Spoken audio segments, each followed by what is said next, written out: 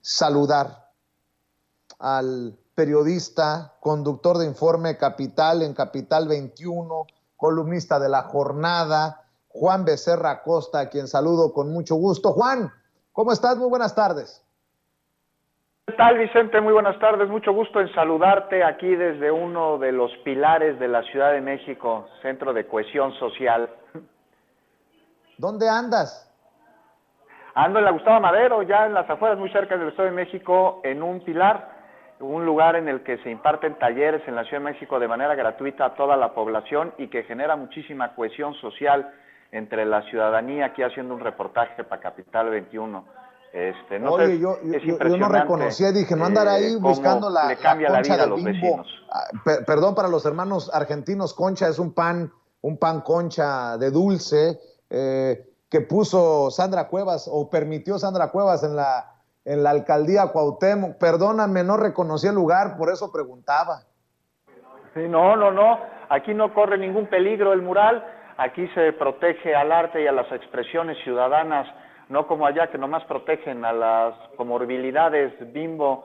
Ya vimos el daño que pueden causar. Imagínate, que hazme el favor, andar borrando las expresiones de la ciudadanía, el lenguaje urbano en los puestos, pero poner unas conchas Bimbo en un lugar que además es un espacio público, es de todos los mexicanos, que es la Alameda de Santa María la Ribera, ¿no? Bueno, que ayer la echaron para abajo. Ojalá y echen para abajo muchas otras cosas que hace falta demoler en esa alcaldía, querido Vicente.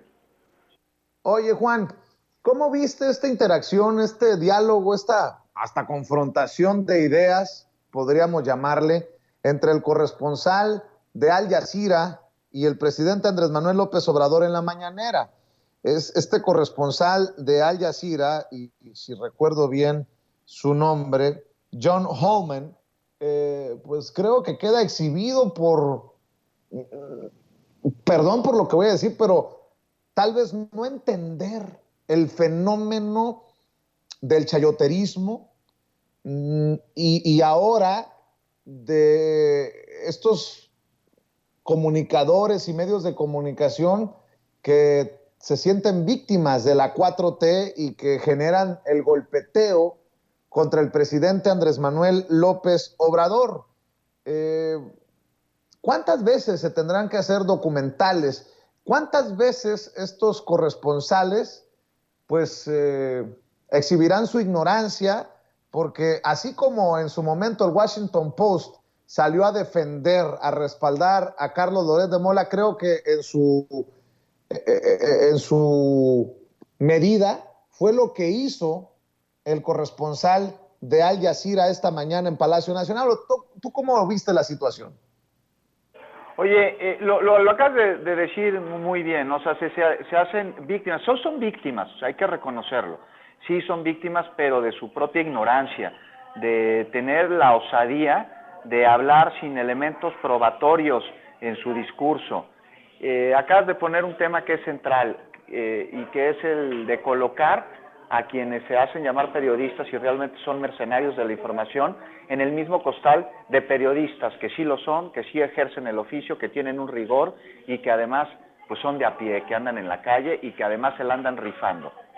Ese señalamiento falso que existe, sobre todo desde el exterior hacia el gobierno actual, me parece por demás injusto y muy miope, porque pues parece que olvidaron el daño que se le causó al periodismo, a la libertad de expresión, al derecho a estar bien informado durante demasiado tiempo en nuestro país, en el que se desaparecían a periodistas desde el poder político, desde el poder del gobierno federal.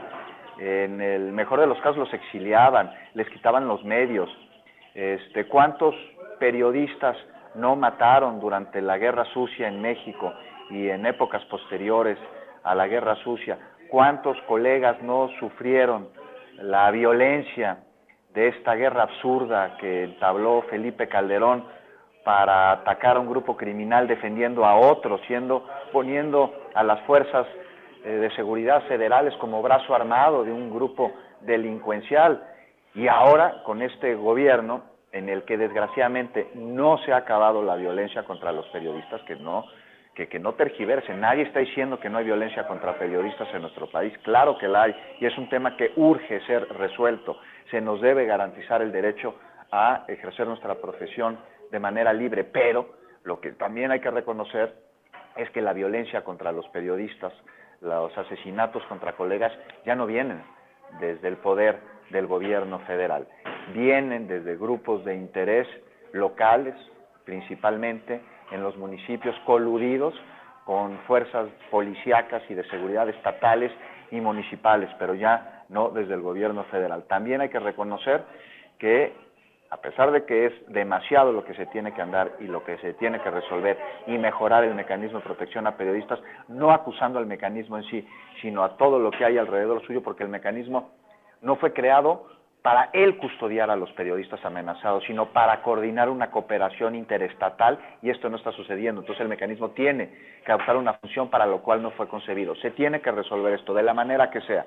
Eso ya está en manos del legislativo y de los funcionarios.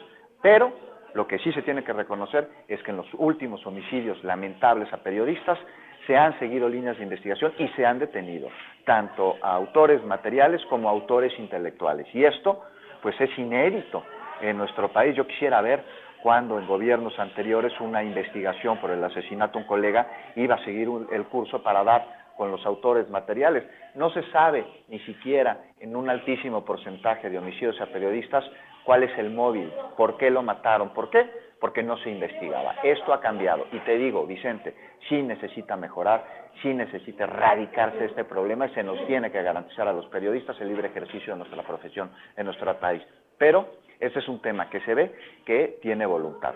Partiendo de la voluntad, sí hay mucho trecho que caminar, mucho trecho que andar. Pero bueno, estos periodistas que desde el extranjero, o los eurodiputados, por ejemplo, acusan de ataques a la prensa en nuestro país por parte del gobierno federal, pues no tienen madre. O sea, nada más hay que ver por qué no están acusando a Estados Unidos la persecución que le hace a Julian Assange, precisamente por defender y por buscar que se garantice el derecho a la libertad de expresión, algo que ha hecho exhibiendo las atrocidades que han cometido contra civiles en guerra. Entonces, Vicente, pues la ignorancia es muy audaz en algunos y preocupante que estos algunos pues son los que supuestamente tendrían que estar informando a la población y lo único que hacen es tergiversar o poner cercos informativos. No sé tú cómo lo veas. Sí, comparto mucho de lo que dices. Le agregaría, ¿no? Qué duro escuchar al presidente decir, no hay impunidad. Y si tú piensas lo contrario, demuéstralo, compruébalo, pruébalo. Y creo que a esto es a lo que no están acostumbrados muchos periodistas, muchos comunicadores, muchos analistas, a esta brutal honestidad del presidente Andrés Manuel López Obrador, porque creo que mucho de su discurso o muchos de sus planteamientos en la mañanera gira en torno a eso.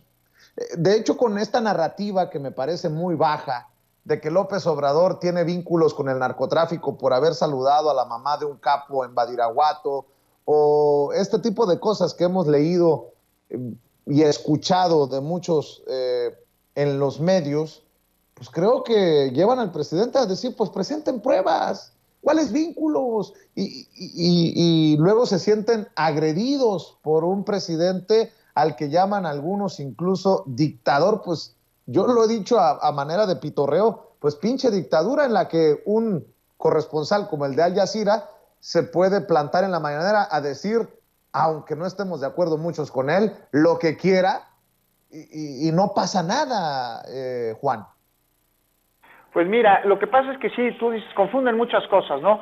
O sea, confunden montaje con error periodístico, ya confundieron gas lacrimógeno con extintor de humo, confunden periodismo con mercenarismo, confunden información con propaganda y confunden ataques a la prensa, cuando no los hay, con aclaraciones sobre la falta de rigor justamente periodística que muchos que se autodenominan comunicadores llevan a sus medios, a sus páginas y con eso a las audiencias, cosa que es verdaderamente terrible y no debe suceder. Que presenten pruebas, bueno, pues caray, estamos hablando, y más como periodista, del mínimo elemento de rigor periodístico.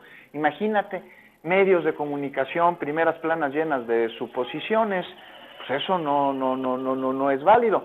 Y existe tanto derecho de expresión y tanta libertad de prensa en México que pueden ir a la máxima tribuna del país a decir barbaridad y media y nadie se los impide. Eso sí, pues tampoco nos las vamos a tragar y tampoco los vamos a dejar que mientan y que engañen a la ciudadanía. Se les señala cuando la información que están dando no es verídica, cuando están diciendo mentiras. Y ya luego se quejan y dicen que eso es un ataque a la prensa. No, al contrario, eso es defender a la prensa, porque somos muchos los periodistas que sí hablamos con la verdad, y no se vale que nos metan en el mismo costal que estos cuates que lo único que quieren es desestabilizar a través de guerras de narrativas con intentos de golpe blanco. Querido Juan, para cerrar, poner sobre la mesa, porque el propio Alito Moreno anunció que hoy se reuniría a las 10 de la mañana, en el edificio, en el headquarters, en el cuartel general del PRI, con los expresidentes del Partido Revolucionario Institucional en medio de una crisis que podría llevar a su renuncia como presidente nacional del partido. De hecho, estoy leyendo que en los próximos minutos Alito Moreno daría conferencia de prensa después de reunirse con esos expresidentes del partido. ¿Cómo ves esta situación? ¿Se forzará la salida de Alito? ¿Finalmente doblará las manos o se aferrará Alito a la dirigencia nacional del PRI? ¿Cómo lo ves tú?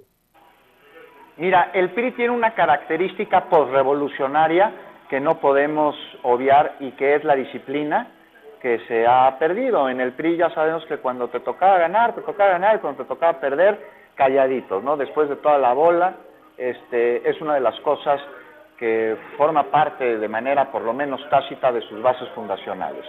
Ahora, el PRI pues tendría que echar a Alito, sí, sin duda alguna, ¿no? Es un personaje impresentable, que además está comprometidísimo en temas legales, como hemos podido ver en los audios que de él se han filtrado. Pero aquí la pregunta me parece que ir más profundo, ¿no? O sea, de entrada, va a ser en la sede del PRI. Se me hace raro que no sea en la sede de Mexicanos contra la Corrupción, porque pues me parece que también desde ahí viene la línea que está determinando en esta alianza promiscua quién es quién se queda y quién se va. Y segunda, ponle que se vaya Alito, que pues sería lo conducente si el PRI tiene 2 dedos de inteligencia el día de hoy. Pero ¿quién queda en su lugar? Alito no es solo Alito, no es Alejandro Moreno, no es una persona nada más, es el resultado de un partido podrido que trasciende décadas y trasciende personas y que hoy, por más desahuciado que esté,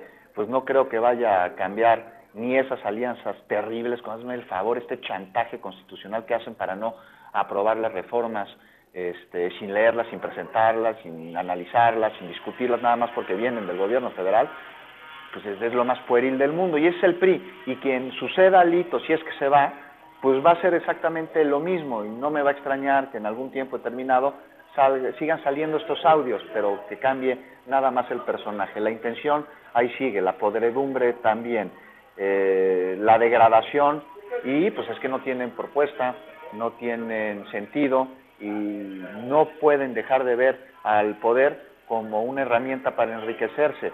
No ven al pueblo, no ven sus necesidades, no conocen lo que es el servicio público realmente. Para ellos es una lotería, es un negocio. Entonces, pues sí, si se va Alito, seguramente así será. ¿Quién lo va a suceder? ¿Quién será el segundo a bordo? ¿Y a qué intereses va a responder? Porque ya parece que se va a deslindar de estos intereses creados con poderes fácticos, incluyendo el crimen organizado, y con empresas extranjeras que quieren venir a saquearnos, y con personajes que quieren dar golpe blando en México porque se les acabaron los privilegios.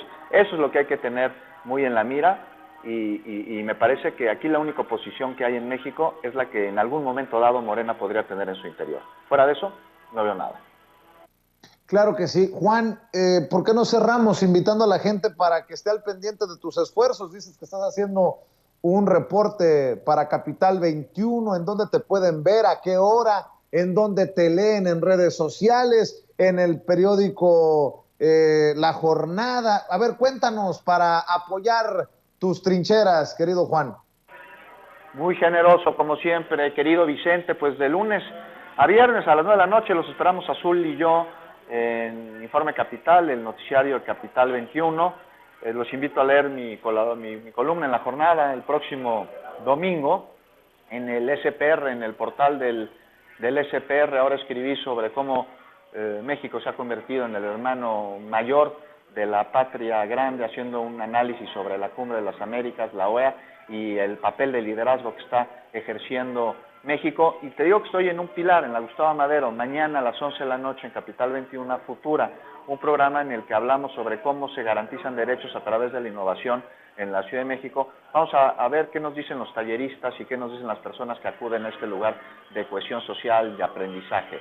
Vicente, y pues yo te mando un abrazo muy fuerte, como siempre, agradeciéndote tu generosidad y a la audiencia pues su tiempo y su compañía. Y un abrazo a todos.